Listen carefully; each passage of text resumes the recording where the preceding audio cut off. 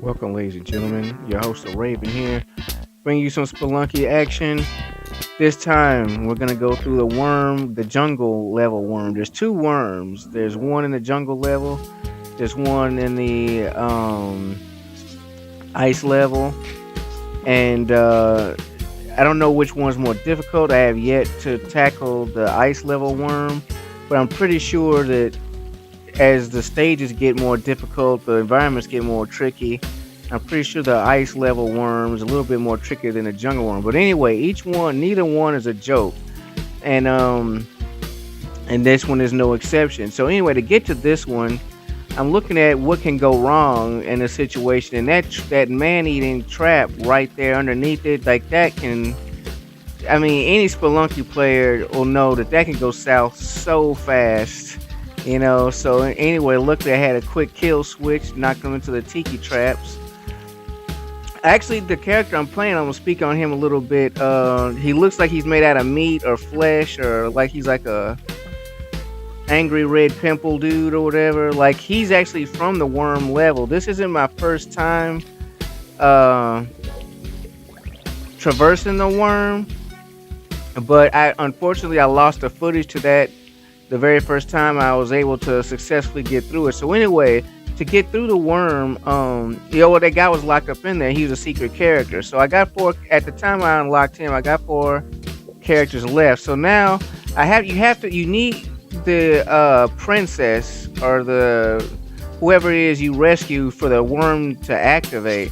Now look at this, it's easy to get down, but to get up, like you'll get killed screwing around on spikes. So I noticed a tiki trap that I have to destroy in order to get out of the way, because it's just like with Spelunky, it's always better to be safe than sorry. I don't care what you gotta do,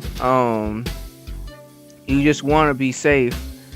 So here I am trying to jump up and jump across, but then I realized if I pass through the door holding the damsel, she'll go through that door instead of me being able to use her for the worm tongue. So I got another conundrum on my hands. Sometimes you'll find the worm, but the damsel will be somewhere so far, so hard to get, or it's like you just have to restart. So be prepared for that. But anyway, I got the damsel, we're close, but as you can see, we're running out of time. When you go past the 2-minute 30-second mark, that triggers the ghost. It comes out to try to kill you. You can use the ghost to turn gems into diamonds with a technique called ghosting, but that's another video. So anyway, I get a kiss from the damsel, and let's enter the worm. The worm is notoriously difficult. Out of all the stages in Spelunky, worm is insane, and it's a good thing. It's just one way. It's one stage on its own. So yeah, listen to the music for a second.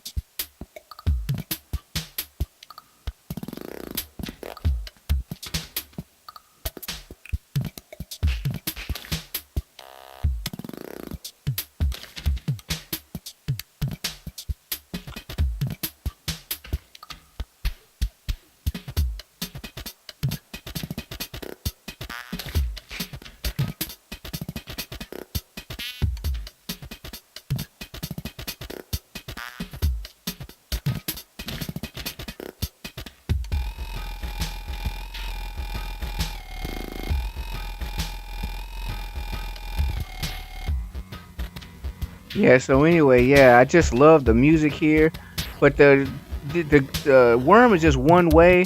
It's one stage. It's very long. There is no time limit. The worm, so far to my understanding at this moment, is the only stage where you can take as long as you want without the ghost coming out, and you need it because traversing this stage with just reckless speed or try slick tricks, stuff like that, you will die. This is like, as I mentioned in my Iron Man playthrough video, each stage is like a puzzle. It's a puzzle, and my Spelunky first thoughts video. Each stage is like a puzzle, so it's like you need to learn the rhythm of everything and learn how to traverse the traps. And with the worm is like the bacteria. Like just when you think one isn't around, here comes one. I mean, sometimes they seem like they spawn out of nowhere. Sometimes they hit. I mean, it seems like they magically come straight for you. There's ways to avoid them. There's ways to destroy them, but it's just those things plus the regular enemies. You can see there's a man-eating piranha trap to the right, and it's just like everything is dangerous. The pods, they have the baby worms in it, the bacterial juice. Those clear blocks, if you see those 4 blocks, it look like little gels or cell sacks or whatever. Those things, they disappear if you strike them, but after a while they'll reappear. And if you get trapped where like there's nowhere for you, no room for you to be without one of them reappearing and occupying that space, you will get crushed. You'll kill yourself. So it's like that knife is something new too. I need to look in the when I got it, I forgot to look in the journal to get it out, but that's one of the only things you can use to destroy the bacteria that circle the walls. And it's like most of the time though, I find it way easier and better to just avoid the bacteria altogether. Like they have one thing about them though is they stick to whatever surface they're on. So if you're on an island or something floating that's not connected to anything and there's no bacteria on it, you never have to worry about a bacteria spawning there and circling it. It'll never appear there. But as so far as everything else in the level, I mean, them things come out of nowhere. They're so dangerous. So anyway, I just got the knife. I think it allows you to kill everything in one hit or whatever, like most things, except for like the ghosts and some other creatures, that Egyptian alligator dude. But you can use it to kill the bacteria, and also it's a funny thing is like it doesn't count as holding it in your hands. So it's like you can hold something in your hands and keep the Chris knife with you. So that's pretty cool. Although this is my first time receiving it. As you can see, I just got the journal entry for it, and here I was a little bit too hasty there. I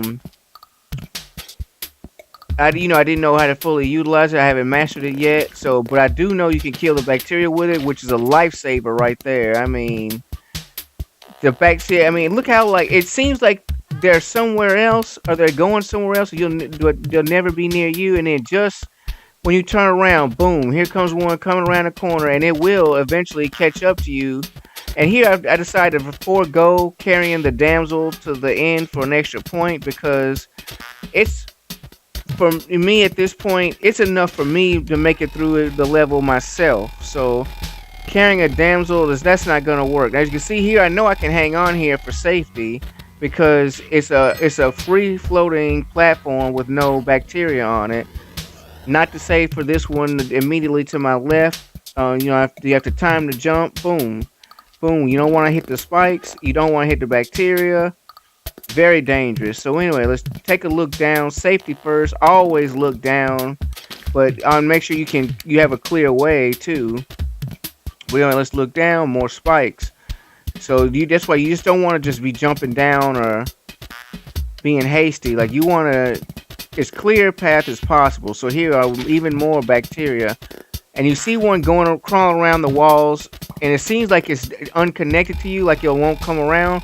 But just when you think that, look, it comes around the other side. So it's like you have to, with the worm, you have to be extremely careful and patient. And then just wait it out. Wait for them to make their rounds or whatever it is, whatever strategy you use to take.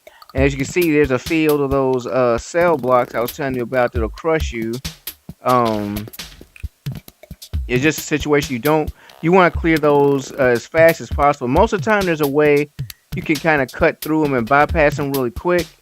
But other times, just like no. So here, I kind of don't know which one to hit first, and I wound up taking damage from the other one. Luckily, I didn't land on the spikes though.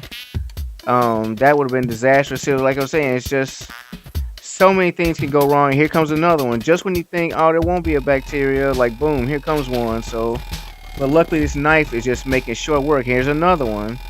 The never-ending supply, seemingly. And then there's another one crawling around where I used to be. But here's the exit. So, and that's how you do it. So, anyway, ladies and gentlemen, thank you for watching. I'm your host, The Raven. Like, comment, subscribe, and have an awesome, awesome day.